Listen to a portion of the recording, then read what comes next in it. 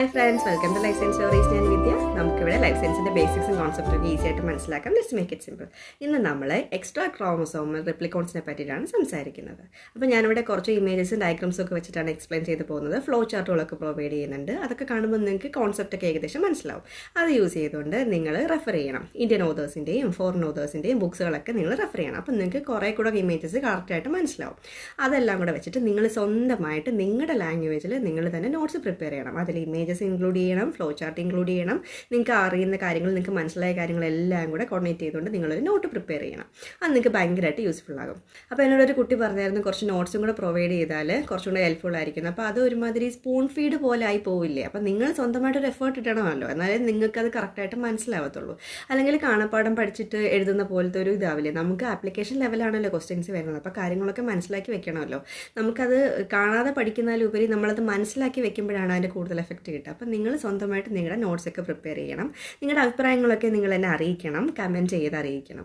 അപ്പോൾ ഇനിയും സബ്സ്ക്രൈബ് ചെയ്യാതെ എൻ്റെ ചാനൽ കാണുന്ന ഫ്രണ്ട്സ് ആണെങ്കിൽ പ്ലീസ് ഒന്ന് സബ്സ്ക്രൈബ് ചെയ്തിട്ട് കാണണേ. നിങ്ങളുടെ ഓരോ സപ്പോർട്ടും എനിക്ക് ഭയങ്കര വാല്യുബിൾ ആണ്. അപ്പോൾ എക്സ്ട്രാ ക്രോമസോമൽ റിപ്ലിക്കോൺ എന്ന് പറഞ്ഞാൽ അതൊരു DNA മോളിക്യൂൾ തന്നെയാണ്. പക്ഷേ നമ്മുടെ മെയിൻ ആയിട്ടുള്ള ക്രോമസോമിന് പുറത്ത് എക്സിസ്റ്റ് ചെയ്യുന്ന ഒരു DNA മോളിക്യൂളിനെയാണ് നമ്മൾ എക്സ്ട്രാ ക്രോമസോമൽ റിപ്ലിക്കോൺ എന്ന് പറയുന്നത്. അതിനെ ഇൻഡിപെൻഡൻ്റ് ആയിട്ട് റിപ്ലിക്കേറ്റ് ചെയ്യാനും പറ്റും. കാരണം എന്താണെന്ന് വെച്ച് കഴിഞ്ഞാൽ ഈ എക്സ്ട്രാ ക്രോമസോമൽ റിപ്ലിക്കോണ് സ്വന്തമായിട്ട് അതിൻ്റേതായ ഒരു ഒറിജിൻ ഓഫ് റിപ്ലിക്കേഷൻ ഉണ്ട്, ഒറീസൈറ്റ് ഉണ്ട്. അപ്പോൾ അതിന് ഇൻഡിപെൻഡൻ്റ് ആയിട്ട് റിപ്ലിക്കേറ്റ് ചെയ്യാനും പറ്റും. ഇത് ബാക്ടീരിയ, ആർക്കെ, യൂക്യാരിയോട്സിലൊക്കെയാണ് ഇങ്ങനത്തെ ഒരു ജനറ്റിക് എലമെൻറ്റ് നമ്മൾ കണ്ടുവരുന്നത്. എനിക്ക് നല്ല ജലദോഷമുണ്ട്. കഴിഞ്ഞ വീഡിയോയിൽ ഇങ്ങനെയൊക്കെ തന്നെ ആയിരുന്നു. എൻ്റെ നോസൊക്കെ ഇങ്ങനെ, മൂക്കൊക്കെ ഇങ്ങനെ അടച്ചിരിക്കുകയാണ്, സൗണ്ടൊക്കെ പുറത്ത് വരുന്നില്ല. അപ്പോൾ നിങ്ങൾക്ക് ഞാൻ മാക്സിമം പുൾ ഔട്ട് ചെയ്യുന്നുണ്ട്. നിങ്ങൾക്ക് മനസ്സിലാക്കാൻ പറ്റുമെന്നാണ് ഞാൻ വിചാരിക്കുന്നത്. ഇല്ലെങ്കിൽ കമൻറ്റ് ചെയ്ത് തന്നെ അറിയിക്കണം കേട്ടോ. ഞാൻ വീണ്ടും വേറൊരു വീഡിയോ ഒന്നും കൂടെ ചെയ്യാം. അല്ലെങ്കിൽ ഒത്തിരി ലേറ്റ് ആവും. ഇത് മാറുന്ന വരെ ഞാൻ കാത്തിരുന്ന് കഴിഞ്ഞാൽ ഒത്തിരി ലേറ്റ് ആവുന്നുണ്ട് വീഡിയോസ് അപ്ലോഡ് ചെയ്യാൻ വേണ്ടിയിട്ടതാണ്. അപ്പോൾ ഈ റിപ്ലിക്കോണിന് സ്വന്തമായിട്ട് ഒരു ഒറിജിൻ ഓഫ് റിപ്ലിക്കേഷൻ ഉണ്ട്, ഒറീസൈറ്റ് ഉണ്ട്. അതുകൊണ്ട് തന്നെ അതിന് സ്വന്തമായിട്ട് റിപ്ലിക്കേറ്റ് ചെയ്യാൻ പറ്റുന്ന ഒരു സിംഗിൾ യൂണിറ്റാണ് അത്. 1963 Francois Jacob, Sydney Brenner and Jacques Monod എന്നിങ്ങനെ 3 പേരാണ് ഇത് പ്രപ്പോസ് ചെയ്യുന്നത്. റിപ്ലിക്കോൺ എന്ന് പറയുന്നൊരു കോൺസെപ്റ്റിനെ പ്രപ്പോസ് ചെയ്യുന്നത് ഇവർ 3 പേരും കൂടെയാണ്. അവരുടെ റിപ്ലിക്കോൺ മോഡൽ വെച്ചിട്ട് പറയുവാണെങ്കിൽ DNA റിപ്ലിക്കേഷൻ ഒരു സ്പെസിഫിക് സൈറ്റിൽ നിന്നാണ് തുടങ്ങുന്നത്. അതാണ് നമ്മുടെ ഒറിജിൻ ഓഫ് റിപ്ലിക്കേഷൻ. അതുപോലെ തന്നെ ഈ റിപ്ലിക്കേഷനെ ഒരു ഇനിഷ്യേറ്റർ പ്രോട്ടീനാണ് കൺട്രോൾ ചെയ്യുന്നത്. ഒറിജിൻ കണ്ടെയ്ൻ ചെയ്യുന്ന ഏത് DNA ആണെങ്കിലും അതിന് ഓട്ടോണോമസ് ആയിട്ട് റിപ്ലിക്കേറ്റ് ചെയ്യാനായിട്ട് പറ്റും. അങ്ങനെ റിപ്ലിക്കേറ്റ് ചെയ്യുന്നതിനെയാണ് നമ്മൾ റിപ്ലിക്കോൺ എന്ന് പറയുന്നത്. ഇതൊക്കെയാണ് അവർ പ്രപ്പോസ് ചെയ്ത കാര്യങ്ങൾ. ഈ എക്സ്ട്രാ ക്രോമസോമൽ റിപ്ലിക്കോൺ എന്ന് പറയുമ്പോൾ കൺഫ്യൂഷൻ ആവേണ്ട. നമ്മൾ പ്ലാസ്മിഡിനെ പറ്റി കേട്ടിട്ടുണ്ട്, എപ്പിസോംസിനെ പറ്റി കേട്ടിട്ടുണ്ട്, ബാക്ടീരിയോഫേജ് ജീനോംസ് ഒക്കെ ഇല്ല, അതിനെപ്പറ്റി കേട്ടിട്ടില്ലേ? പിന്നെ മൈറ്റോകോൺട്രിയൽ DNA ഉണ്ട്, ക്ലോറോപ്ലാസ്റ്റ് DNA ഉണ്ട്. അപ്പോൾ ഇതൊക്കെ നമ്മൾ കേട്ടിട്ടുണ്ടല്ലോ. ഇതൊക്കെ തന്നെയാണ് എക്സ്ട്രാ ക്രോമസോമൽ റിപ്ലിക്കോൺസ് എന്ന് പറയുന്നത്. അതിന് എക്സാമ്പിളാണ് ഇതൊക്കെ. നമ്മൾ ഈ കാര്യങ്ങളൊക്കെ നമുക്ക് അറിയുന്നത് തന്നെയാണ്. പ്ലാസ്മിഡിനെ പറ്റി പറയുവാണെങ്കിൽ നമ്മൾ DNA റിപ്ലിക്കേഷൻ്റെ സമയത്ത് പ്രോക്യാരിയോട്സിൽ പറഞ്ഞ സമയത്ത് നമ്മൾ കണ്ടതാണ്. പ്ലാസ്മിഡ് ചെറുതാണ്, സർക്കുലർ ഷേപ്പിലിരിക്കും, ഡബിൾ സ്റ്റാൻഡേർഡ് മോളിക്യൂൾസ് ആണ്. ഇത് മെയിനായിട്ട് കാണുന്നത് ബാക്ടീരിയയിലാണ്. നമ്മൾ കണ്ടതാണ് റിപ്ലിക്കേഷൻ്റെ സമയത്ത്. ഏതാണ്? പ്രോക്യാരിയോട്സിൻ്റെ റിപ്ലിക്കേഷൻ്റെ സമയത്ത്. അപ്പോൾ ഇവർ ഒറിജിൻ ഓഫ് റിപ്ലിക്കേഷൻ ഉള്ളത് കൊണ്ട് തന്നെ അവർ ഇൻഡിപെൻഡൻ്റ് ആയിട്ട് റിപ്ലിക്കേറ്റ് ചെയ്യുന്നുണ്ട്. യൂഷ്വലി സർക്കുലർ ഷേപ്പിലായിരിക്കും. സർവൈവലിന് നോൺ എസെൻഷ്യൽ ആയിട്ടുള്ള ഒരു കാര്യമാണ് ഈ പ്ലാസ്മിഡ്സ് എന്ന് പറഞ്ഞ ബാക്ടീരിയനെ സംബന്ധിച്ചിടത്തോളം. സർവൈവ് ചെയ്യാൻ വേണ്ടിയിട്ട് ആവശ്യമില്ലെന്നേ ഉള്ളൂ. പക്ഷേ യൂസ്ഫുൾ ആയിട്ടുള്ള ഒരുപാട് ജീനുകളും അതിനകത്തുണ്ട്. അതായത് ഈ പ്ലാസ്മിഡ് റെസിസ്റ്റൻറ്റ് ജീൻസിനെയാണ് ക്യാരി ചെയ്തുകൊണ്ടിരിക്കുന്നത്. അപ്പം നമ്മളിപ്പം മരുന്നൊക്കെ കഴിച്ചിട്ട് ഏക്കാതിരിക്കണമെന്നുണ്ടെങ്കിൽ അവർക്ക് അതിനെ റെസിസ്റ്റ് ചെയ്യുന്ന ഒരു പവർ ഉണ്ടാവണമല്ലോ. അത് ആ ജീനൊക്കെ ഉള്ളത് ഈ പ്ലാസ്മിഡ്സിലാണ്. ചില പ്ലാസ്മിഡിലാണെന്നുണ്ടെങ്കിൽ ടോക്സിൻ ആയിട്ടുള്ള പ്രോട്ടീൻസിനെയൊക്കെ പ്രൊഡ്യൂസ് ചെയ്യാനായിട്ട് കോഡ് ചെയ്യുന്ന ജീൻസിനെ ക്യാരി ചെയ്യുന്നുണ്ടാവും. അതായത് ടോക്സിൻ ജീൻസിനെ ക്യാരി ചെയ്യുന്ന കുറച്ച് പ്ലാസ്മിഡ്സ് ആയിരിക്കും ഉള്ളത്. അതിന് വിറുലൻസ് എന്നാണ് പറയുന്നത് കേട്ടോ. പിന്നെ മെറ്റബോളിക് ഫങ്ഷൻസും ഒക്കെ കാണിക്കുന്നുണ്ട്. അതായത് അൺയൂഷ്വൽ ന്യൂട്രിയൻസ് ഒക്കെ യൂട്ടിലൈസ് ചെയ്യാൻ വേണ്ടിയിട്ട് ഈ ബാക്ടീരിയനെ ഹെൽപ്പ് ചെയ്യുന്ന കുറച്ച് മെറ്റബോളിക്കലി ഫങ്ഷൻ കാണിക്കുന്ന അങ്ങനത്തെ ജീൻസും ഇവർക്ക് ഉണ്ട്, ഈ പ്ലാസ്മിഡിനകത്തുണ്ട്. അപ്പോൾ അത് പ്ലാസ്മിഡിന് എക്സാമ്പിളായിട്ട് നമ്മൾ നേരത്തെ പറഞ്ഞ പ്ലാസ്മിഡ് ഉണ്ട്, പിന്നെ പ്ലാസ്മിഡ് ഉണ്ട്, പിന്നെ പ്ലാസ്മിഡ് ഉണ്ട്. ഇതൊക്കെയാണ് നമ്മൾ പ്ലാസ്മിഡിൻ്റെ എക്സാമ്പിളായിട്ട് പറയുന്നത്. അടുത്തത് എപ്പിസോംസിനെ പറയാം. എപ്പിസോംസ് ഒരു എക്സ്ട്രാ ക്രോമസോമൽ DNA മോളിക്യൂൾ തന്നെയാണ്. ഇതിന് നമ്മുടെ സൈറ്റോപ്ലാസത്തിൽ ഇൻഡിപെൻഡൻ്റ് ആയിട്ട് എക്സിസ്റ്റ് ചെയ്യാൻ പറ്റും. അല്ലാന്നുണ്ടെങ്കിൽ അത് ഏതെങ്കിലും ഒരു ഹോസ്റ്റിൻ്റെ ക്രോമസോമിലേക്ക് ഇൻറ്റിഗ്രേറ്റ് ചെയ്ത് അവരുടെ കൂട്ടത്തിൽ കൂടി അങ്ങ് ഇരിക്കും. പക്ഷേ അപ്പോഴും അതിന് റിപ്ലിക്കേറ്റ് ചെയ്യാനായിട്ടുള്ള എബിലിറ്റി ഉണ്ടായിരിക്കും. എല്ലാ എപ്പിസോംസും എക്സ്ട്രാ ക്രോമസോമൽ റിപ്ലിക്കോൺസ് തന്നെയാണ്. But not all extra chromosomal replicons are episome. അത് നമ്മൾ മുമ്പും എന്തോ പറഞ്ഞിട്ടുണ്ടായിരുന്നു. ഇങ്ങനെ ഇടയ്ക്കിടയ്ക്ക് നമ്മൾ പറയട്ടോ. നമ്മുടെ പ്ലാസ്മിഡ് ഉണ്ടല്ലോ, പ്ലാസ്മിഡും ഇതുപോലെ ഇൻഡിപെൻഡൻ്റ് ആയിട്ട് കാണുന്ന ആൾ തന്നെയാണ്. പക്ഷേ വേറൊരു ഹോസ്റ്റിൻ്റെ ക്രോമസോമിലേക്ക് ഇൻറ്റിഗ്രേറ്റ് ചെയ്യാൻ വേണ്ടിയിട്ട് പ്ലാസ്മിഡിന് പറ്റില്ല, പക്ഷേ എപ്പിസോംസിന് പറ്റും. പക്ഷേ ഇത് രണ്ടുപേരും എക്സ്ട്രാ ക്രോമസോമൽ DNA തന്നെയാണ്. അപ്പോൾ ഈ എപ്പിസോംസും ഇതുപോലെ പ്ലാസ്മിഡ് ഇരുന്ന പോലെ തന്നെയാണ് സർക്കുലർ ഡബിൾ സ്ട്രാൻഡഡ് DNA ആയിട്ട് തന്നെയാണ് ഇരിക്കുന്നത്. ക്രോമസോമിൻ്റെ ഔട്ട്സൈഡ് തന്നെയാണ് എക്സിസ്റ്റ് ചെയ്തിരിക്കുന്നത്. അതുപോലെ തന്നെ അതിന് സ്വന്തമായിട്ടൊരു ഒറിജിൻ ഓഫ് റിപ്ലിക്കേഷൻ ഉണ്ട്, ഒറി സൈറ്റ് ഉണ്ട്. പിന്നെ ഇൻഡിപെൻഡൻ്റ് ആയിട്ട് അതിന് ഫ്രീ ആയിട്ട് സെല്ലിൽ റിപ്ലിക്കേറ്റ് ചെയ്യാനായിട്ട് പറ്റും. മാത്രമല്ല ഒരു ഹോസ്റ്റിൻ്റെ സെല്ലിലേക്ക് റീകോമ്പിനേഷൻ വഴി അതിനെ ഇൻറ്റഗ്രേറ്റ് ചെയ്ത് പോകാനും പറ്റും. അതിനുശേഷം ആ ക്രോമസോമിൻ്റെ അത് ഒന്ന് മാറിയിട്ട് ആ ക്രോമസോമിൽ തന്നെ ഇരിക്കും, അല്ലെങ്കിൽ ആ ക്രോമസോമിൽ നിന്ന് മാറി ഇൻഡിപെൻഡൻ്റ് ആയിട്ട് മാറി മുമ്പിരുന്ന പോലെ തന്നെ ഒരു ഇൻഡിപെൻഡൻറ്റ് സ്റ്റേറ്റിലേക്ക് മാറി വരാനും ഒക്കെ അതിന് പറ്റും. ഇതിന് ബാക്ടീരിയയിലും വൈറസസിലും ഒക്കെയാണ് ഇതിനെ കോമൺ ആയിട്ട് ഈ എപ്പിസോംസിനെ കാണുന്നത്. അപ്പോൾ ഒരു എപ്പിസോമിൽ എന്താണുള്ളത്, ഒറിജിൻ ഓഫ് റിപ്ലിക്കേഷൻ ഉണ്ട്, അതിന് ഓട്ടോണോമസ്ലി റിപ്ലിക്കേഷന് വേണ്ടിയിട്ട് അലോ ചെയ്യുന്നത് ഒറിസൈറ്റാണ്. ഹോസ്റ്റിൻ്റെ ക്രോമസോമിലേക്ക് ഇൻറ്റഗ്രേറ്റ് ചെയ്ത് DNA സീക്വൻസിൻ്റെ കൂടെ ഇരിക്കാനായിട്ട് അതിന് പറ്റും. റിപ്ലിക്കേഷനെയും ഇൻറ്റഗ്രേഷനെയും ഒക്കെ കൺട്രോൾ ചെയ്യാനായിട്ട് പറ്റും. അതിന് റെഗുലേറ്ററി ജീൻസ് ഉണ്ട്, അതിന് അക്സസറി ജീൻസായിട്ട് ഇത് ഫങ്ഷൻ ചെയ്യുന്നുണ്ട്. അതിന് വേണമെങ്കിൽ ഫെർട്ടിലിറ്റിനെയൊക്കെ എൻകോഡ് ചെയ്യാൻ പറ്റും, ആൻറ്റിബയോട്ടിക് റെസിസ്റ്റൻസ് ഒക്കെ കാണിക്കും, വെർലൻസ് കാണിക്കും, അല്ലെങ്കിൽ മെറ്റബോളിക് ഫങ്ഷൻസും അങ്ങനെ ഒരുപാട് കാര്യങ്ങളൊക്കെ ഇവർ ചെയ്യുന്നുണ്ട്, ഈ ജീനിൽ നിന്ന് കോഡ് ചെയ്ത് വരുന്നുണ്ട്. ഈക്കോളെ കാണുന്ന F പ്ലാസ്മിഡാണ് നമുക്കിവിടെ എക്സാമ്പിളായിട്ട് പറയാവുന്നത്. അത് നമുക്ക് വേണമെങ്കിൽ ഫ്രീ ആയിട്ട് പ്ലാസ്മിഡായിട്ട് വേണമെങ്കിലും ഇതിനെ എക്സിസ്റ്റ് ചെയ്യാൻ പറ്റും. വേറൊരു ഹോസ്റ്റിൻ്റെ ക്രോമസോമിലേക്ക് പോകാനും പറ്റും. അതായത് ഈ എപ്പിസോംസിന് ബാക്ടീരിയൽ ക്രോമസോമിൻ്റെ പുറത്ത് ഇൻഡിപെൻഡൻ്റ് ആയിട്ട് എക്സിസ്റ്റ് ചെയ്യാൻ പറ്റും. അതിന് സ്വന്തമായിട്ടൊരു ഒറിജിൻ ഓഫ് റിപ്ലിക്കേഷൻ ഉള്ളതുകൊണ്ട് ഇൻഡിപെൻഡൻ്റ്ലി അതിനെ റിപ്ലിക്കേറ്റ് ചെയ്യാൻ പറ്റും. സെൽ ഡിവിഷനെ നോക്കി നിൽക്കുകയൊന്നും വേണ്ട, സെൽ ഡിവിഷന് മുന്നേ തന്നെ ഈ എപ്പിസോംസിനെ ഡ്യൂപ്ലിക്കേറ്റ് ചെയ്യാൻ പറ്റും. ഡോട്ടർ സെൽസ് കോപ്പീസിനൊക്കെ ഇൻഹെറിറ്റ് ചെയ്ത് കൊണ്ടുപോകും. ഇനി ഇൻറ്റഗ്രേഷനാണ്. അതെങ്ങനെയാണെന്ന് വെച്ച് കഴിഞ്ഞാൽ ഹോമോലോഗസ് ആയിട്ടോ അല്ലെങ്കിൽ സൈറ്റ് സ്പെസിഫിക് ആയിട്ടുള്ള റീകോമ്പിനേഷൻ വഴിയിട്ടോ ഇൻറ്റഗ്രേഷൻ നടക്കും. എന്നിട്ട് ഈ എപ്പിസോംസ് അടുത്ത വേറൊരു ബാക്ടീരിയൽ ക്രോമസോമിലേക്ക് ഇൻസേർട്ട് ചെയ്യുകയാണ് ചെയ്യുന്നത്. വൺസ് ഇത് ഇൻറ്റഗ്രേറ്റ് ചെയ്ത് കഴിഞ്ഞാൽ സെൽ ഡിവിഷൻ്റെ സമയത്ത് ക്രോമസോം റിപ്ലിക്കേറ്റ് ചെയ്യുന്നതിൻ്റെ കൂടെ തന്നെ ഇതും റിപ്ലിക്കേറ്റ് ചെയ്ത് പോകും. അങ്ങനെ അതിൻ്റെ കൂട്ടത്തിൽ കയറിയിരിക്കുമ്പോൾ പിന്നെ കുറച്ച് കഴിയുമ്പോൾ വേണമെങ്കിൽ ഇറങ്ങിയിട്ട് സ്വന്തമായിട്ട് ഇങ്ങനെ ഒറ്റയ്ക്ക് മാറി എക്സിസ്റ്റ് ചെയ്യാനും പറ്റും. അതിനുശേഷം അണ്ടർ സർട്ടൺ കണ്ടീഷൻസിൽ ഈ എപ്പിസോംസിന് ഈ ക്രോമസോമിൽ നിന്ന് പുറത്ത് വരാനും പറ്റും. എന്നിട്ട് ഇൻഡിപെൻഡൻ്റ് ആയിട്ട് സ്വന്തമായിട്ടൊരു DNA മോളിക്യൂളായിട്ട് വീണ്ടും മാറി അതിന് ഇൻഡിപെൻഡൻ്റ് ആയിട്ട് നിൽക്കാനും പറ്റും. പിന്നെ ഒക്കേഷണലി ചിലപ്പോഴൊക്കെ ഇതിങ്ങനെ പുറത്തേക്ക് ഈ ക്രോമസോം ജീനിൽ നിന്ന് പുറത്തേക്ക് വരുമ്പോഴത്തേക്കും അതിൻ്റെ ഒരു ചെറിയൊരു പാർട്ടും കൂടെ കൊണ്ടുവരാനുള്ള ഒരു സാധ്യതയും കൂടെ ഉണ്ട്. ജീൻ ട്രാൻസ്ഫറിന് ഇത് കോൺട്രിബ്യൂട്ട് ചെയ്യുന്നുണ്ട്. വേണമെങ്കിൽ അതിൽ നിന്ന് പൊട്ടി ഇങ്ങനെ വരുന്ന സമയത്ത് കുറച്ച് ആ ക്രോമസോം ജീനിനെയും കൂടെ കൊണ്ടുവരാനുള്ളൊരു പ്രവണത അത് കാണിക്കാറുണ്ട്. പിന്നെ ബാക്ടീരിയയിൽ കാണുന്ന എപ്പിസോംസും ഉണ്ട്, വൈറൽ എപ്പിസോംസും ഉണ്ട്. സർട്ടൻ ബാക്ടീരിയോഫേജസും F പ്ലാസ്മിഡും ഒക്കെയാണ് നമ്മുടെ ബാക്ടീരിയൽ എപ്പിസോംസ്. പിന്നെ ചില വൈറസസൊക്കെ അവരുടെ ജീനോമിനെ ഹോസ്റ്റ് സെല്ലിൽ എപ്പിസോംസ് ആയിട്ട് തന്നെ മെയിൻറ്റെയിൻ ചെയ്ത് പോകുന്നുണ്ട് ചില വൈറസിൻ്റെ കേസസിൽ. ഹ്യൂമൻ പാപ്പിലോമ വൈറസ് ഉണ്ടല്ലോ, അവരുടെ ഇൻഫെക്ഷൻ്റെ ചില സ്റ്റേജിലൊക്കെ അവർ ഇങ്ങനെ കാണിക്കുന്നുണ്ട്.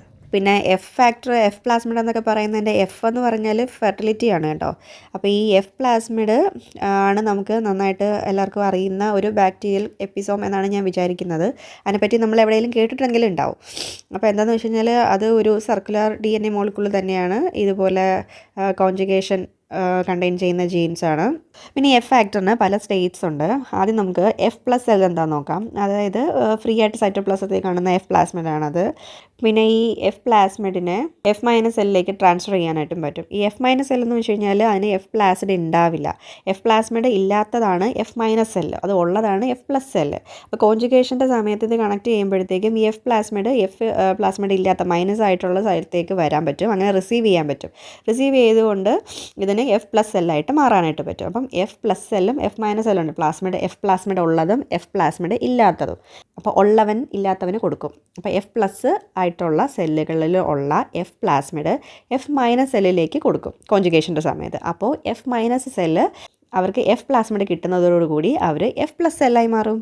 F പ്ലാസ്മിഡ് ഉള്ളവൻ F പ്ലാസ്മിഡ് ഇല്ലാത്തവന് കൊടുക്കുന്നു കോൺജുഗേഷൻ വഴി. അപ്പോൾ F പ്ലസ് സെല്ലിൽ നിന്ന് F മൈനസ് സെല്ലിലേക്ക് F പ്ലാസ്മിഡ് കിട്ടുന്നു.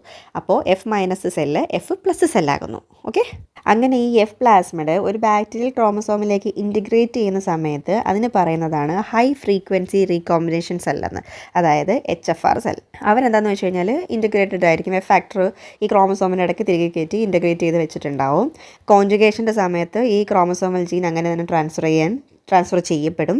ഇവരിങ്ങനെ ഈ എഫ് ഫാക്ടറിനെ ട്രാൻസ്ഫർ ചെയ്യുമെങ്കിലും അത് മുഴുവനായിട്ടും എൻറ്റിയർ എഫ് ഫാക്ടറിനെ ഇങ്ങനെ ട്രാൻസ്ഫർ ചെയ്യില്ല. അതിങ്ങനെ റെയറായിട്ട് ഇങ്ങനെ ചെയ്യത്തുള്ളൂ. അപ്പോൾ അതുകൊണ്ട് തന്നെ റെസിപ്പിയൻ്റ് യൂഷ്വലി എഫ് മൈനസ് ആയിട്ട് തന്നെയായിരിക്കും റിമെയിൻ ചെയ്യുന്നത്. ഈ എഫ് ഫാക്ടർ ഇൻകറക്റ്റ് ആയിട്ടാണ് ഇൻ്റഗ്രേറ്റ് ചെയ്യുന്നത്, അല്ലെങ്കിൽ അഡ്ജസൻറ്റ് ബാക്ടീരിയൽ ജീൻസ് ഒക്കെ ക്യാരി ചെയ്യുന്നുണ്ടെങ്കിൽ അങ്ങനെയുള്ളതിനാണ് നമ്മൾ എഫ് പ്രൈം സെൽ എന്ന് പറയുന്നത്. എഫ് പ്രൈം പ്ലാസ്മിഡ് എങ്ങനെയാണെന്ന് വെച്ച് കഴിഞ്ഞാൽ അത് വീണ്ടും ഒരു എപ്പിസോം തന്നെയാണ്, പക്ഷേ അതിനകത്ത് ബാക്ടീരിയൽ ക്രോമസോം ജീനോംസ് ഉണ്ടാവും. നേരത്തെ നമ്മൾ പറഞ്ഞല്ലോ, ചിലപ്പോൾ ആ ക്രോമസോമൽ പാർട്ടുകളൊക്കെ കൊണ്ടുവരുന്നു, അതിനെയാണ് നമ്മൾ എഫ് പ്രൈം സെൽ എന്ന് പറയുന്നത്, എഫ് പ്രൈം പ്ലാസ്മിഡ്. ഇങ്ങനെയുള്ള ഈ ക്രോമസോമിൽ നിന്ന് കൊണ്ടുവരുന്ന കുറച്ച് ജീൻസ് ഉണ്ടല്ലോ, ആ ജീൻസിനെ അതുപോലെ തന്നെ അടുത്ത ഒരു ബാക്ടീരിയത്തിലേക്ക് ഇതിന് ട്രാൻസ്ഫർ ചെയ്യാനും പറ്റും. ഈ എഫ് പ്ലാസ്മിഡ് ട്രാൻസ്ഫർ ചെയ്യുന്നതിൻ്റെ കൂടെ തന്നെ ഇതും കൂടെ ട്രാൻസ്ഫർ ചെയ്യാനായിട്ട് പറ്റും. അതായത് ക്രോമസോമിൽ നിന്ന് ഇങ്ങനെ വിട്ട് വരുന്ന വഴിക്ക് ബാക്ടീരിയൽ ക്രോമസോമിൽ നിന്ന് കുറച്ച് ഭാഗങ്ങളും കൂടെ കൊണ്ടുവരാനുള്ള സാധ്യതയുണ്ട്, നേരത്തെ പറഞ്ഞല്ലോ. അങ്ങനെയുള്ളതിനെയാണ് നമ്മൾ എഫ് പ്രൈം സെൽ എന്ന് പറയുന്നത്. അതിനകത്ത് ബാക്ടീരിയൽ ക്രോമസോം ജീൻസ് ഉണ്ടാവും ഈ എഫ് പ്ലാസ്മിഡിനകത്ത്. അതിനാണ് നമ്മൾ എഫ് പ്രൈം സെൽ എന്ന് പറയുന്നത്. ഈ എപ്പിസോംസ് ബാക്ടീരിയകൾ തമ്മിലുള്ള ജീൻ ട്രാൻസ്ഫറിനെ ഫെസിലിറ്റേറ്റ് ചെയ്യുന്നുണ്ട്, അതുവഴി ജനറ്റിക് ഡൈവേഴ്സിറ്റി ഇൻക്രീസ് ചെയ്യുന്നുണ്ട്. ഇതിനെ നമ്മൾ ഹൊറിസോണ്ടൽ ജീൻ ട്രാൻസ്ഫർ എന്നാണ് പറയുന്നത്. അതുപോലെ തന്നെ ചില എപ്പിസോംസ് റെസിസ്റ്റൻറ്റ് ജീൻസിനെയൊക്കെ ക്യാരി ചെയ്യുന്നുണ്ട്. അതുകൊണ്ട് തന്നെ അവർ ഭയങ്കര റാപ്പിഡ് സ്പീഡിലായിരിക്കും ആൻറ്റിബയോട്ടിക് റെസിസ്റ്റൻസ് കാണിക്കുന്നത്. ഇങ്ങനെയുള്ളതാണ് ആൻറ്റിബയോട്ടിക് റെസിസ്റ്റൻസ് ഉള്ള എപ്പിസോംസ് ആണിത്. എവല്യൂഷൻ നോക്കുകയാണെന്നുണ്ടെങ്കിൽ ഈ എപ്പിസോംസ് ബാക്ടീരിയൽ അഡാപ്റ്റേഷനെ വളരെയധികം കോൺട്രിബ്യൂട്ട് ചെയ്യുന്നുണ്ട്. എന്താണെന്ന് വെച്ച് കഴിഞ്ഞാൽ ബെനിഫിഷ്യൽ ആയിട്ടുള്ള ജീൻസ് ഇങ്ങനെ രണ്ട് സെല്ലുകൾ തമ്മിൽ മൂവ് ചെയ്യാൻ വേണ്ടിയിട്ട് ഇവർ ഹെൽപ്പ് ചെയ്യുന്നുണ്ടല്ലോ. അതുവഴിയിട്ട് നന്നായിട്ട് അഡാപ്റ്റ് ചെയ്യാൻ വേണ്ടിയിട്ട് ബാക്ടീരിയനെ ഹെൽപ്പ് ചെയ്യുന്നുണ്ട്. പിന്നെ ഇതുപോലുള്ള മോഡിഫൈ ചെയ്തിട്ടുള്ള എപ്പിസോംസിനെയും പ്ലാസ്മിഡ്സിനെയും ഒക്കെ നമുക്ക് വെക്ടേഴ്സായിട്ട് യൂസ് ചെയ്യാൻ പറ്റും. ബയോടെക്നോളജി പറയുന്ന സമയത്ത് നമുക്ക് ജീൻ ക്ലോണിങ് നടത്തുന്ന സമയത്തും റീകോംബിനന്റ് പ്രോട്ടീനെ പ്രൊഡ്യൂസ് ചെയ്യുന്ന സമയത്തും ജനറ്റിക് എഞ്ചിനീയറിങ്ങിൻ്റെ സമയത്തും ഒക്കെ ഇങ്ങനെ നമ്മൾ മോഡിഫൈ ചെയ്തിട്ടുള്ള എപ്പിസോംസിനെയും പ്ലാസ്മിഡ്സിനെയൊക്കെ വെക്ടറായിട്ട് യൂസ് ചെയ്യാറുണ്ട്. നമ്മളിവിടെ മെയിനായിട്ട് എഫ് പ്ലാസ്മിഡിനെയാണ് പറഞ്ഞത്. ഈ എഫ് പ്ലാസ്മിഡ് എപ്പിസോം ആണെന്നും പറയാം, പ്ലാസ്മിഡ് ആണെന്നും പറയാം. എന്താണെന്ന് വെച്ച് കഴിഞ്ഞാൽ അതിന് ഇൻഡിപെൻഡൻ്റ് ആയിട്ട് നിന്ന് റിപ്ലിക്കേറ്റ് ചെയ്യാനും പറ്റും പ്ലാസ്മിഡിനെ പോലെ, അതുപോലെ തന്നെ ക്രോമസോമിലേക്ക് ഇൻറ്റഗ്രേറ്റ് ചെയ്തിരിക്കാനും പറ്റും എപ്പിസോമിനെ പോലെ. അതുകൊണ്ട് തന്നെ എഫ് പ്ലാസ്മിഡ് രണ്ടായിട്ട് നമുക്ക് പറയാം, പ്ലാസ്മിഡുമാണ് എപ്പിസോമുമാണ് എഫ് പ്ലാസ്മിഡ്. അടുത്തിനി നമ്മൾ ബാക്ടീരിയോഫേജിനെ പറ്റി പറഞ്ഞിരുന്നില്ലേ. ബാക്ടീരിയോഫേജ് എന്ന് പറഞ്ഞാൽ എന്താണ്? ഒരു വൈറസ് ഇൻഫെക്റ്റ് ചെയ്ത ബാക്ടീരിയയാണ് ബാക്ടീരിയോഫേജ് എന്ന് പറയുന്നത്. അങ്ങനെയുള്ള ബാക്ടീരിയയുടെ ജീനോമാണ് ബാക്ടീരിയോഫേജ് ജീനോം എന്ന് പറയുന്നത്. ഇങ്ങനെയുള്ള ജീനോമിൽ ഒരു ബാക്ടീരിയ ഇൻഫെക്റ്റ് ചെയ്യാൻ വേണ്ടിയിട്ട് ഫേജിന് എന്തൊക്കെ വേണോ അങ്ങനെയുള്ള എല്ലാ ജനറ്റിക് ഇൻഫർമേഷൻസും അതിനകത്ത് ഉണ്ടാവും. എന്തൊക്കെ ജനറ്റിക് ഇൻഫർമേഷൻസ് ആണോ ഒരു ഫേജിന് ബാക്ടീരിയനെ ബാക്ടീരിയ സെല്ലിനെ ഇൻഫെക്റ്റ് ചെയ്യാൻ റിക്വയർഡ് ആയിട്ടുള്ളത്, അങ്ങനെയുള്ള എല്ലാ ഇൻഫർമേഷൻസും അത് ക്യാരി ചെയ്യുന്നുണ്ടാവും. അതായത് ഒരു ബാക്ടീരിയൽ സെല്ലിനകത്ത് വന്നു കഴിഞ്ഞ ശേഷം അവിടെ റിപ്ലിക്കേറ്റ് ചെയ്യണം, ന്യൂ വൈറസ് പാർട്ടിക്കിൾസിനെയൊക്കെ അസംബിൾ ചെയ്യാൻ പറ്റണം, അതർ ബാക്ടീരിയയിലേക്ക് സ്പ്രെഡ് ചെയ്ത് പോകാനും പറ്റണം. അപ്പോൾ അതിന് വേണ്ടിയിട്ട് ആവശ്യമുള്ള എല്ലാ സാധനങ്ങളും എല്ലാ ഇൻഫോർമേഷൻസും ആ ജീൻസിൽ ഉണ്ടാവും, ബാക്ടീരിയോഫേജിൻ്റെ ജീൻസിൽ ഉണ്ടാവും. മാത്രമല്ല ഈ ബാക്ടീരിയോഫേജ് ജീനോംസിന് എക്സ്ട്രാ ക്രോമസോമൽ റിപ്ലിക്കോൺസ് ആയിട്ട് ഫംഗ്ഷൻ ചെയ്യാനും പറ്റും. അതുകൊണ്ടാണ് നമ്മൾ ഇവിടെ പറയുന്നതിൻ്റെ കാരണം. എന്ന് വെച്ചാൽ അവർക്ക് ഇൻഡിപെൻഡൻ്റ് ആയിട്ട് ആ സെല്ല്, അതായത് ബാക്ടീരിയൽ സെല്ലിലിരുന്ന് ഇൻഡിപെൻഡൻ്റ് ആയിട്ട് റിപ്ലിക്കേറ്റ് ചെയ്യാനായിട്ട് സാധിക്കുന്നുണ്ട്. ചില ജീനോംസൊക്കെ ബാക്ടീരിയൽ ക്രോമസോമിലേക്ക് ഇൻറ്റഗ്രേറ്റ് ചെയ്യുന്നുമുണ്ട്. ഇവരുടെ ബേസിക് സ്ട്രക്ചർ എന്ന് വെച്ചാൽ നമ്മൾ കണ്ടിട്ടുണ്ടാവും, ഇങ്ങനെ ഡയമണ്ട് ഷേപ്പിൽ ഇങ്ങനെ ഇരിക്കുന്ന ഒരു സാധനം, ഇങ്ങനെ ചെലന്തീനം പോലെ കാലൊക്കെയുള്ള ഒരു സാധനം. അതായത് ഒരു ഹെഡ് ഉണ്ട്, ഒരു ക്യാപ്സിഡ്, അതാണ് ഇതിൻ്റെ പ്രോട്ടീൻ കോട്ട്. അതിനകത്താണ് ഈ നമ്മുടെ ജീനോംസിനെയൊക്കെ എൻക്ലോസ് ചെയ്ത് വെച്ചിരിക്കുന്നത് ഈ പ്രോട്ടീൻ കോട്ടിലേക്കാണ്. പിന്നെ എന്തായാലും ജീനോം ഉണ്ട്, അത് DNA അല്ലെങ്കിൽ RNA ആയിരിക്കും, അത് ഈ ഹെഡിനകത്ത് ലൊക്കേറ്റ് ചെയ്തിട്ടുണ്ടാവും. പിന്നെ ഒരു ടെയിലുണ്ട്. ഈ ടെയിലാണ് ഈ ജീനോമിനെ ബാക്ടീരിയൽ സെല്ലിലേക്ക് ഇഞ്ചെക്ട് ചെയ്ത് കൊടുക്കാൻ വേണ്ടിയിട്ട് ഹെൽപ്പ് ചെയ്യുന്നത്.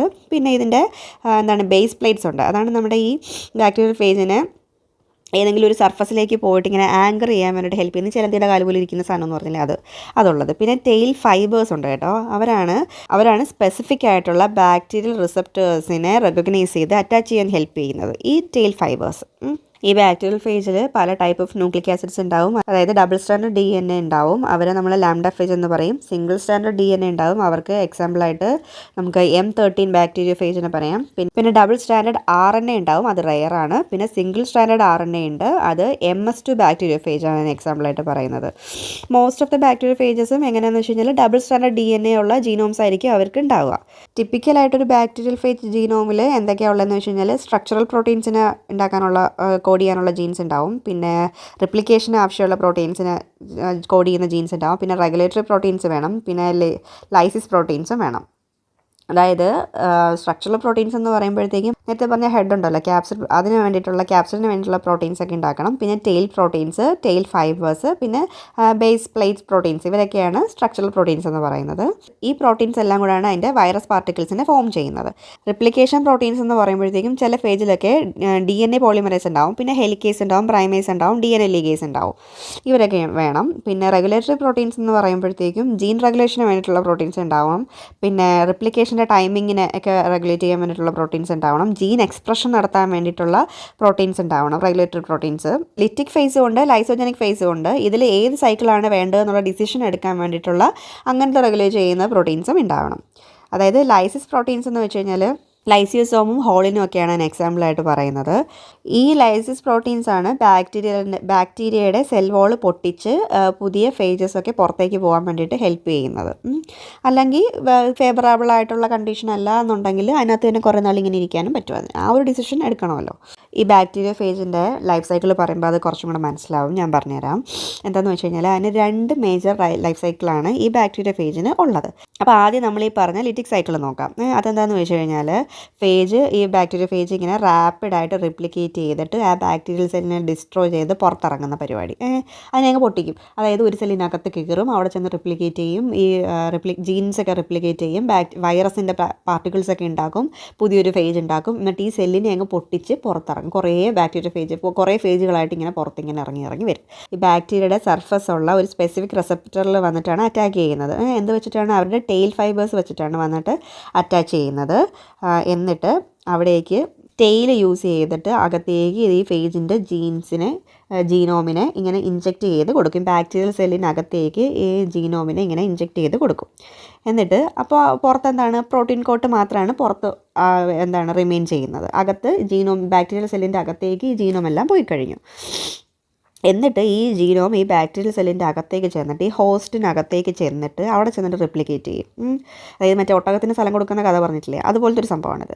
എന്നിട്ട് ഈ ഫേജ് ഈ ബാക്ടീരിയൽ സെല്ലിൻ്റെ അകത്ത് വന്നിട്ട് ബാക്ടീരിയയുടെ കംപ്ലീറ്റ് പരിപാടി അങ്ങ് തെറ്റിച്ചിട്ട് അവിടെ ചെന്നിട്ട് കംപ്ലീറ്റ് ഇവർ റിപ്ലിക്കേറ്റ് ചെയ്ത് പുതിയ ഫേജിൻ്റെ സാധനങ്ങളൊക്കെ ഉണ്ടാക്കിയെടുക്കും.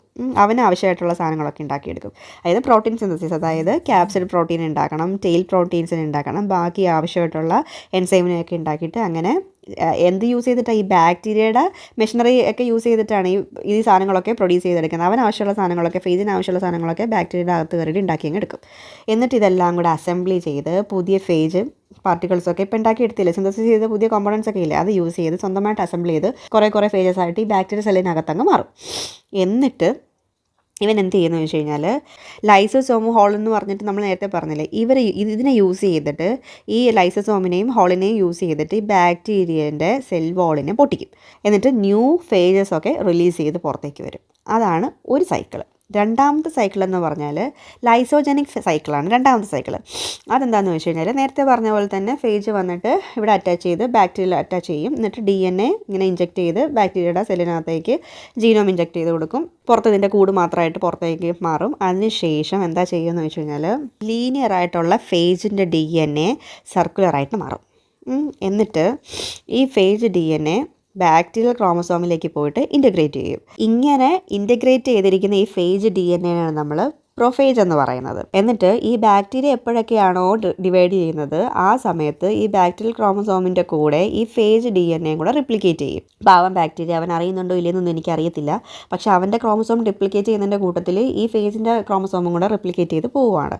പക്ഷേ ഈ സമയത്ത് ബാക്കിയുള്ള വൈറൽ പാർട്ടിക്കിൾസ് ഒന്നും പ്രൊഡ്യൂസ് ചെയ്യുന്നുണ്ടാവില്ല. ഇവർ ബാക്ടീരിയ ഡിവൈഡ് ചെയ്യുന്നതിൻ്റെ കൂട്ടത്തിൽ ക്രോമസോം റിപ്ലിക്കേറ്റ് ചെയ്യുമ്പോൾ അതിൻ്റെ കൂട്ടത്തിൽ അങ്ങ് റിപ്ലിക്കേറ്റ് ചെയ്ത് പോകുന്നതേ ഉള്ളൂ. പിന്നീട് എന്തെങ്കിലും ഒരു സ്ട്രെസ് ഉണ്ടാകുന്ന ഒരു സമയത്ത്, അതായത് UV റേഡിയേഷനോ അല്ലെങ്കിൽ ഏതെങ്കിലും കെമിക്കൽസുമായിട്ട് കോണ്ടാക്ട് വരുന്ന സമയത്തോ അങ്ങനെ എന്തെങ്കിലുമൊക്കെ ആവുകയാണെങ്കിലാണ് ഈ ഫേജ് ട്രിഗർ ചെയ്തിട്ട് ഈ ക്രോമസോമിൻ്റെ പുറത്തേക്ക് വന്നിട്ട് മുമ്പ് പറഞ്ഞ പോലെ തന്നെയാണ് ബാക്ടീരിയയുടെ ബാക്കിയുള്ള മെഷീനറീസ് ഒക്കെ യൂസ് ചെയ്തുകൊണ്ട് അവനാവശ്യമുള്ള പ്രോട്ടീൻസ് ഒക്കെ ഉണ്ടാക്കിയിട്ട് സ്വന്തമായിട്ട് കുറേ പ്രോട്ടീൻ കോട്ടുകൾ ഉണ്ടാക്കി അതിനകത്ത് ഈ ജീനോമിനെ തിരികെ കയറ്റി വെച്ചിട്ട് അവർ സ്വന്തമായിട്ട് ഈ ബാക്ടീരിയ സെല്ല് പൊട്ടിച്ച് പുറത്തേക്ക് പോകും.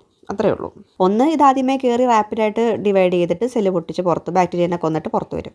2, ബാക്ടീരിയ ജീനോമിനകത്ത് കയറി അവൻ പോലും അറിയാതെ അവൻ്റെ കൂടെ ഡിവൈഡ് ചെയ്ത് പോകും. എപ്പോഴെങ്കിലും ഒരു സമയത്ത് പുറത്ത് പോകണമെന്ന് ഇങ്ങനെ തോന്നുവാണെങ്കിൽ സ്വന്തമായിട്ട് ഈ ക്രോമസോമിൽ നിന്ന് പുറത്തിറങ്ങിയിട്ട് ബാക്കിയുള്ള കാര്യങ്ങളൊക്കെ ഉണ്ടാക്കി സെറ്റപ്പൊക്കെ ആക്കിയെടുത്തിട്ട് ഓരോരോ പ്രോട്ടീൻ കോട്ടുകളും അതിൻ്റെ അകത്തോട്ട് ജീനോമിനെയും വെച്ചിട്ട് പുതിയൊരാളായിട്ട് പുറത്ത് വരും, പൊട്ടിച്ച് വരും. അത്രേ ഉള്ളൂ. എങ്ങനെയായാലും ബാക്ടീരിയയ്ക്ക് ബുദ്ധിമുട്ട് തന്നെയാണ് കേട്ടോ. അതാണ് ലിറ്റിക് പാത്വേയും ലൈസോജനിക് പാത്വേയും. ഇത് കുറച്ച് ഇമ്പോർട്ടൻസ് ഉള്ള ഒരു സംഭവമാണ്. ക്ലിയർ ആയിട്ട് മനസ്സിലായിട്ടുണ്ടെന്നാണ് ഞാൻ വിചാരിക്കുന്നത്. അപ്പോൾ എന്നോട് പറയണം കേട്ടോ നിങ്ങൾ. പിന്നെ ഈ ഫേജ് ഈ ബാക്ടീരിയ റിപ്ലിക്കേറ്റ് ചെയ്യുന്ന സമയത്ത് ബാക്ടീരിയൽ ജീനോം ഒരു ബാക്ടീരിയത്തിൽ നിന്ന് അടുത്ത ഒരു ബാക്ടീരിയത്തിലേക്ക് ട്രാൻസ്ഫർ ചെയ്യാൻ വേണ്ടിയിട്ടും ഹെൽപ്പ് ചെയ്യുന്നുണ്ട് ത്രൂ ട്രാൻസ്ഡക്ഷൻ കേട്ടോ. അപ്പം ഇത് നമ്മുടെ ബാക്ടീരിയയുടെ ജനറ്റിക് ഡൈവേഴ്സിറ്റീനെ കോൺട്രിബ്യൂട്ട് ചെയ്യുന്നൊരു കാര്യമാണ്. ഇതാണ് ഹൊറിസോണ്ടൽ ജീൻ ട്രാൻസ്ഫർ. നമ്മൾ മുന്നേ പറഞ്ഞിട്ടുണ്ടായിരുന്നു, അത് തന്നെയാണ് ഇവിടെയും. ഇങ്ങനെ ജീൻസ് അങ്ങോട്ടും ഇങ്ങോട്ടും കൈമാറി കൊടുക്കുന്നത് വഴിയിട്ട് കൂടുതൽ റെസിസ്റ്റൻ്റ് ആയിട്ടുള്ള സ്ട്രെയിൻസിനെ ഉണ്ടാക്കിയെടുക്കാൻ വേണ്ടിയിട്ട് നമുക്ക് ഹെൽപ്പ് ചെയ്യുന്നുണ്ട്. കൂടുതൽ അങ്ങോട്ടും ഇങ്ങോട്ടും ജീൻസ് മാറുമല്ലോ, അപ്പോൾ കൂടുതൽ റെസിസ്റ്റൻ്റ് ആയിട്ടുള്ള ഒരു ബാക്ടീരിയൽ സ്ട്രെയിനിനെ ഉണ്ടാക്കിയെടുക്കാൻ വേണ്ടിയിട്ടും ഇത് ഹെൽപ്പ് ചെയ്യുന്നുണ്ട്. എവല്യൂഷൻ്റെ ബേസിസിൽ നോക്കുമ്പോൾ ഇങ്ങനെ ഒരു ഹെൽപ്ഫുൾ ആയിട്ടുള്ളൊരു കാര്യവും ഇവിടെ നടക്കുന്നുണ്ട്. പിന്നെ ആൻറ്റിബയോട്ടിക് റെസിസ്റ്റൻ്റ് ആയിട്ടുള്ള ബാക്ടീരിയ വഴി എന്തെങ്കിലും അസുഖമൊക്കെ വരുന്ന ആൾക്കാർക്ക്, അതായത് മെഡിക്കൽ ആപ്ലിക്കേഷൻസിന് പറയുമ്പോഴത്തേക്കാണ് ഇത് പറയുന്നത്, അവർക്ക് നമ്മൾ ഫേജ് തെറാപ്പി എന്ന് പറഞ്ഞിട്ടൊരു കാര്യം ചെയ്യാൻ പറ്റും. ബാക്ടീരിയൽ ഇൻഫെക്ഷനെ ബാക്ടീരിയ ഫേജ് വെച്ചിട്ട് ട്രീറ്റ് ചെയ്യുന്ന ഒരു പരിപാടിയാണത്. ഇങ്ങനെ ഫേജിനെ ഇൻട്രൊഡ്യൂസ് ചെയ്യുന്നത് വഴി ബാക്ടീരിയ സെല്ലിനെയൊക്കെ പൊട്ടിച്ച് ആ ഇൻഫെക്ഷൻ വരുത്തിയ ബാക്ടീരിയസിനെയൊക്കെ കൊല്ലാൻ പറ്റും. പിന്നെ ജനറ്റിക് എഞ്ചിനീയറിങ്ങിനും മോളിക്കുലർ ബയോളജിയിലും ഒക്കെ ഒരു വാല്യുബിൾ ടൂളായിട്ട് ഈ ഫേജസിനെ യൂസ് ചെയ്യുന്നുണ്ട് കേട്ടോ. അതായത് ജീൻ ക്ലോണിങ്ങിൻ്റെ സമയത്ത്, DNA സീക്വൻസിൻ്റെ സമയത്തൊക്കെ ഫേജ് ഡിസ്പ്ലേ ടെക്നോളജിയൊക്കെ യൂസ് ചെയ്യുന്നുണ്ട്. വാക്സിൻ ആൻഡ് ഡയഗ്നോസ്റ്റിക് റിസർച്ചിലും ഇങ്ങനെ ബാക്ടീരിയൽ ഫേജ് ഒരു ഇമ്പോർട്ടൻറ്റ് റോള് ചെയ്യുന്നുണ്ട്. ബാക്ടീരിയൽ ഫേജ് എന്ന് പറഞ്ഞാൽ ബാക്ടീരിയനെ ഇൻഫെക്റ്റ് ചെയ്യുന്ന ഒരു വൈറസിൻ്റെ ജനറ്റിക് മെറ്റീരിയലാണ്. അത് DNA-യോ RNA-യോ ആവാം, ഡബിൾ സ്റ്റാൻഡേർഡോ സിംഗിൾ സ്റ്റാൻഡേർഡോ ആവാം. സാധാരണ ഡബിൾ സ്റ്റാൻഡേർഡ് DNA ആണ് മോസ്റ്റ് കോമൺ ആയിട്ട് കാണുന്നത്. ഈ ജീനോമ് സ്വന്തമായിട്ട് റിപ്ലിക്കേറ്റ് ചെയ്യും, സ്ട്രക്ചറൽ പ്രോട്ടീൻസിനെ ഉണ്ടാക്കും, അതിനൊക്കെ റെഗുലേറ്റ് ചെയ്യാനും പറ്റും, ഹോസ്റ്റ് സെല്ലിൽ കൊണ്ടുപോയിട്ട് ലൈസിസ് ചെയ്യാനും പറ്റും. പിന്നെ ലാംഡ ഫേജസിനെ പോലുള്ള ചില ഫേജസ് ഉണ്ട്, അവർ എക്സ്ട്രാ ക്രോമസോമൽ റിപ്ലിക്കോണായിട്ട് ആക്ട് ചെയ്യുന്നവരാണ്. അത് തന്നെയാണ് നമ്മൾ കുറച്ച് മുമ്പ് പറഞ്ഞില്ലേ, സ്വന്തമായിട്ട് ആദ്യമേ കയറിയിട്ട് സർക്കുലർ DNA ആയിട്ട് സ്വന്തമായിട്ട് റിപ്ലിക്കേറ്റ് ചെയ്ത് അവരുടെ ഇതൊക്കെ ബാക്ടീരിയൻ്റെ കാര്യങ്ങളൊക്കെ യൂസ് ചെയ്ത് പ്രോട്ടീൻ കോട്ടൊക്കെ ഉണ്ടാക്കിയിട്ട് സ്വന്തമായിട്ട് ഈ ബാക്ടീരിയനെ പൊട്ടിച്ച് പുറത്ത് പോകുന്ന ആൾക്കാരുമുണ്ട്. അതല്ല, ബാക്ടീരിയൽ ക്രോമസോമിൻ്റെ കൂടെ ഇൻറ്റഗ്രേറ്റ് ചെയ്തിരുന്ന് അവിടെ അങ്ങനെ പ്രൊപ്പഗേറ്റ് ചെയ്ത് അങ്ങനെ ബാക്ടീരിയ ഡിവൈഡ് ചെയ്യുന്ന സമയത്ത് ഈ ക്രോമസോമിൻ്റെ കൂടെ ഇവനും കൂടെ ഡിവൈഡ് ചെയ്ത് പോകുന്ന അങ്ങനത്തെ ആൾക്കാരും ഉണ്ട്. അത്രേ ഉള്ളൂ. ഇനി നമുക്ക് മൈറ്റോകോൺഡ്രിയൽ DNA പറ്റി പറയാനുണ്ട്. ക്ലോറോപ്ലാസ്റ്റ് DNA ഉണ്ട്, വൈറൽ എക്സ്ട്രാ ക്രോമസോമൽ ജീനോംസ് ഉണ്ട്, പിന്നെ ഈ എക്സ്ട്രാ ക്രോമസോമൽ റിപ്ലിക്കോണിൻ്റെ സ്ട്രക്ചറൽ ഫീച്ചേഴ്സിനെ പറ്റിയിട്ട് സംസാരിക്കാനുണ്ട്. പിന്നെ റിപ്ലിക്കേഷൻ മെക്കാനിസംസ് ഒക്കെ എങ്ങനെയാണെന്നുള്ളതിനെ പറ്റി പറയാനുണ്ട്. അങ്ങനെ കുറച്ച് കാര്യങ്ങളൊക്കെ ഇനി സംസാരിക്കാനുണ്ട്. ഇപ്പോൾ തന്നെ 20 മിനിറ്റ് ആയിട്ടുണ്ട്. അപ്പോൾ ഈ കാര്യങ്ങളൊക്കെ നമുക്ക് അടുത്ത വീഡിയോയിൽ സംസാരിക്കാം. അപ്പോൾ എല്ലാവരും നന്നായിട്ട് പഠിക്കുക, നന്നായിട്ട് എക്സാം എഴുതുക, ഒരുമിച്ചിരുന്ന് പഠിക്കുക. ഈ വീഡിയോ ഇഷ്ടമായിട്ടുണ്ടെങ്കിൽ ലൈക്ക് ചെയ്യണം. ഇനിയും സബ്സ്ക്രൈബ് ചെയ്യാതെ കാണുന്ന ഫ്രണ്ട്സ് ഉണ്ടെങ്കിൽ സബ്സ്ക്രൈബ് ചെയ്ത് തന്നെ സപ്പോർട്ട് ചെയ്യണം. അപ്പോൾ അടുത്ത വീഡിയോയിൽ കാണാം. താങ്ക്